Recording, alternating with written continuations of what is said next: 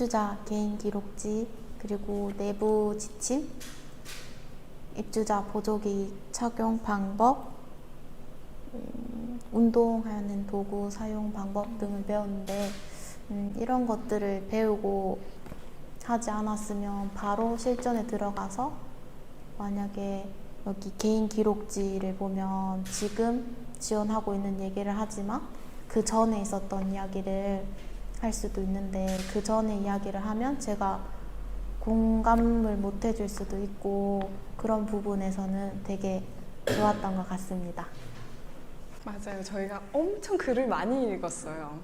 맞아요.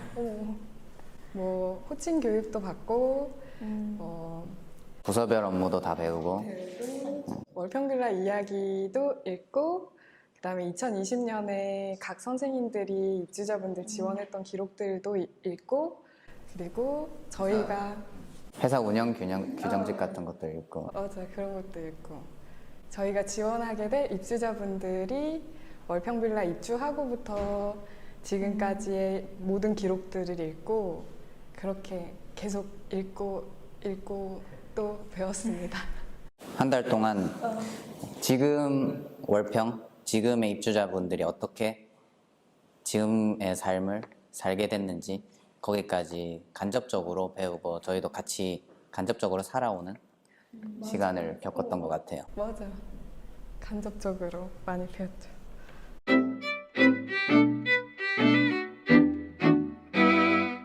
시설에 산다고 가족과 떨어져서 볼 수 없는 사람처럼 지내는 게 아니라 어버이날이니까 용돈 붙여드리고 아니면 뭐 부모님 아프실 때 옆에 가 있고 그런 게 사실 어려운 일이 아니었는데 이렇게 돕고 아들 노릇하면서 자기 삶을 사는 게 엄청 인상 깊었던 것 같아요. 저는 구체적으로 일지 하나가 엄청 마음에 와닿았었는데 여러 가지 많이 와닿은 게 많았지만 그 중에서 하나를 소개하면은 이지영 선생님이 쓰셨던 통장이라는 제목의 일지가 있어요. 그 일지를 이제 간략하게 요약을 해보면 입주자분이 이제 카페에서 일을 하시는데 일당을 매일 현금으로 받았대요. 근데 그 현금을 받을 때마다 이제 열심히 일해서 번 돈을 자꾸 직원에게 주기에 그러면 이 통장을 만들어서 매일 저금하는 게 어떨까요? 이렇게 물었대요. 그렇게 하고 바로 퇴근길에 은행에 가가지고 통장을 만들어서 1,000원을 저금을 했죠. 그렇게 하고 이제 집에 돌아오셔가지고 그 입주자분께서 그 통장을 들고 다니면서 막 선생님들한테 입주자분들한테 막 자랑을 했대요.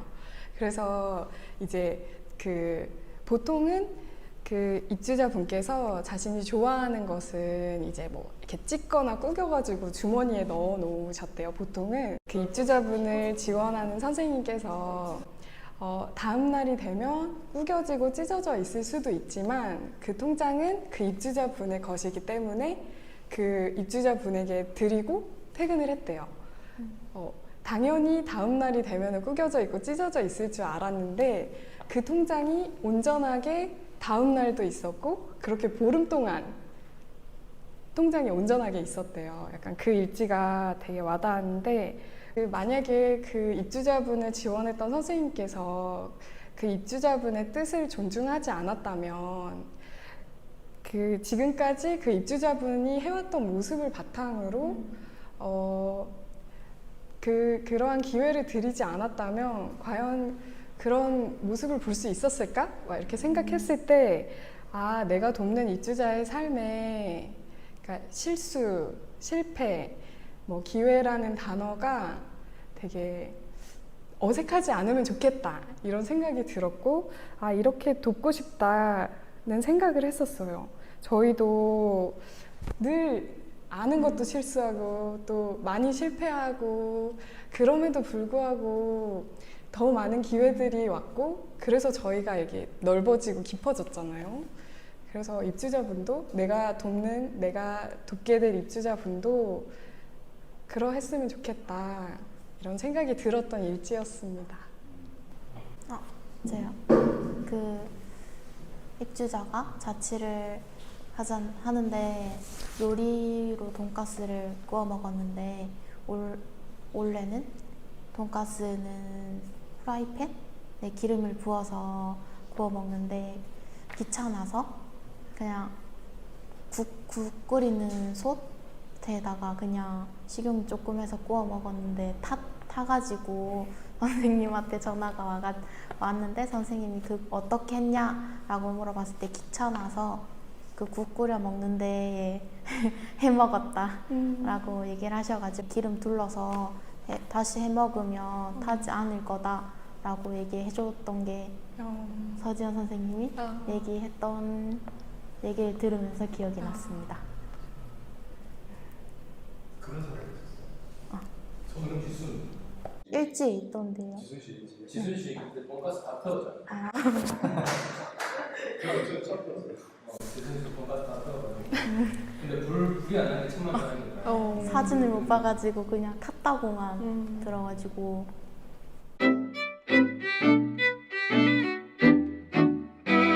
저는 일지 중에 사진 엽서를 만들어서 감사 인사를 전했다는 일지가 생각이 나는데 요번에 한번 해보려고 입주자분한테 이야기를 해봤을 때는 안 하고 싶다 하셔서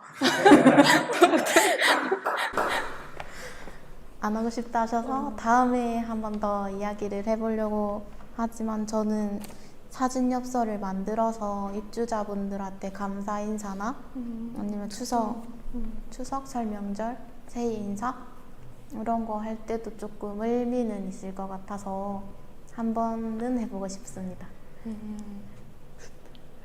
궁금하다. 네, 어떻게 될지요? 이민철 씨가 배드민턴 동호회 갔던 기록이 기억에 남아요.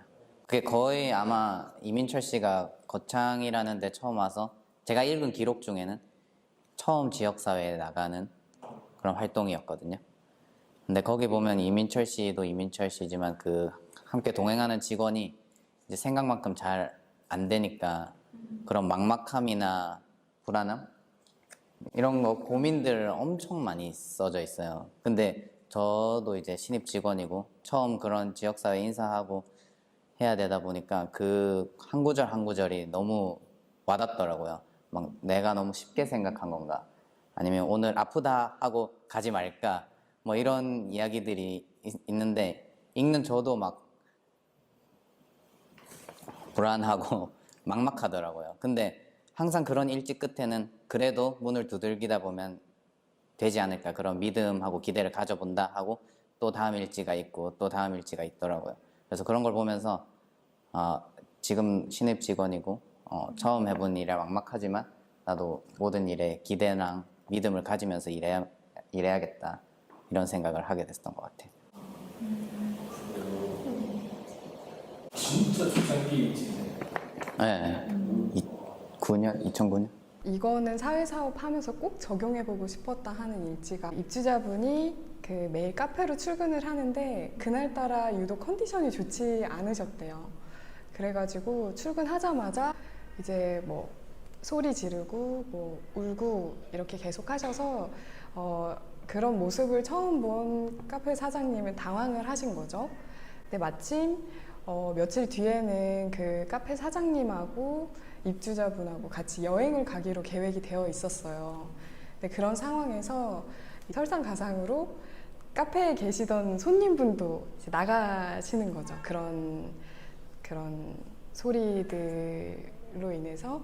근데 그랬을 때 그 카페 사장님께서 어떻게 말씀을 하셨냐면 그러니까 왜 그러는 거야? 울지 말고 얘기해봐. 이렇게 하시면서 나는 너랑 같이 여행 가려고 했는데 너가 이러면 속상해. 이렇게 그 입주자분에게 말을 하신 거죠.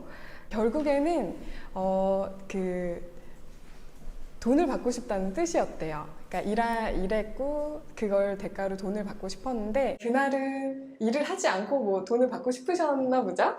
그런 날도 있을 수 있죠. 저도 그래요. 저도요. 그래서 이렇게 돈 받고 싶으면 주말에 카페 와서 일하고 받아가라고 이렇게 하면서 그 상황이 이제 마무리가 되었는데 어떤 점이 인상이 깊었냐면, 그러니까 그런 모습에 많이 당황하셨을 수도 있는데 그 입주자분의 마음을 이해하려고 했던 그 대화가 아주 인상이 깊었어요. 그리고 입주자분께서 좋아하는 것으로서 이렇게 협상하거나 타협하려고 하지 않았던 그 모습이 굉장히 인상이 깊었던 거죠. 그래서 저도 입주자분의 일상을 도울 때 이제 저희는 어쨌든 시설에서 일하고 입주자분의 일상도 매일 도와야 하잖아요. 출근할 때. 그럴 때 입주자분의 좋아하는 것으로서 타협하거나 협상하거나 하지 않아야겠다는 다짐을 했어요. 그래서 교육받고 나서 입주자분 곁에서 삶을 도울 때 이걸 굉장히 기억하려고 노력하고 애쓰고 있습니다.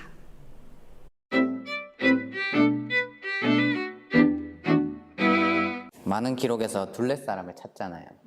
그렇게 보면 지인이 많은 분도 계시고 지인이 딱 한 분, 뭐 두 분 이렇게 있는 분도 계신데 그런 기록 중에 많으면 좋겠지만 한 분만 있는 그런 분도 계셨거든요. 근데 마음이 너무 잘 맞고 좋은 친구가 되다 보니까 같이 뭐 미용실 갈 때 같이 가고 뭐 계절 바뀌면 같이 소풍 가고 뭐 맛있는 거 생기면 나눠 먹고 이렇게 하는 거 보니까 한 명만 있어도 진짜 한 사람의 삶이 풍성해진다는 거를 느끼게 되더라고요.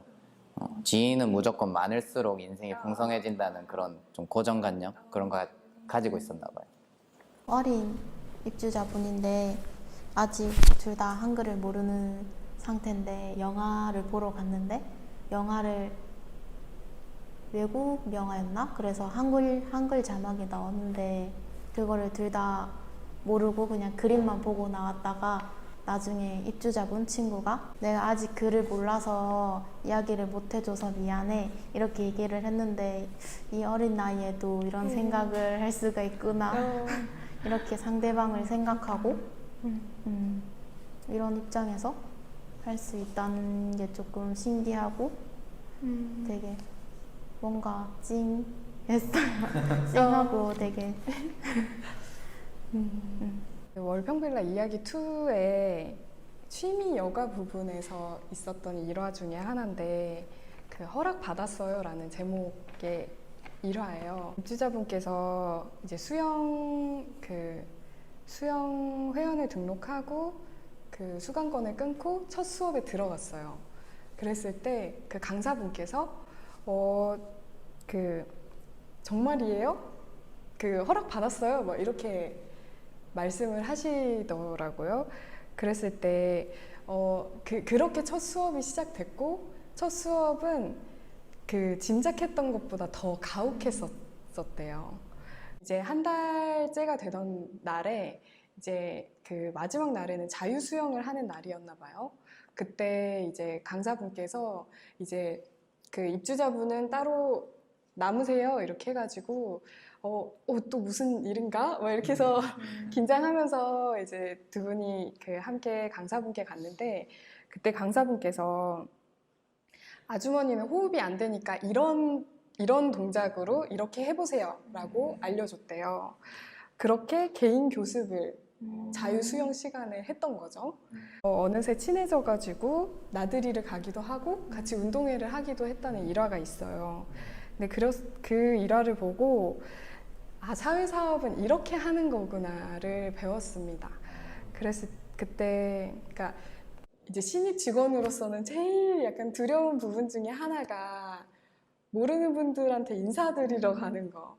그리고 뭔가 지역사회에 나갔을 때 그 겁이 나는 거죠. 거절당하지 않을까? 그러니까 거절에 익숙하지 않은 세대잖아요. 약간 우리가 그렇죠. 약간 그래서 막 그런 게 되게 그러니까 신입 직원으로서는 겁이 나더라고요.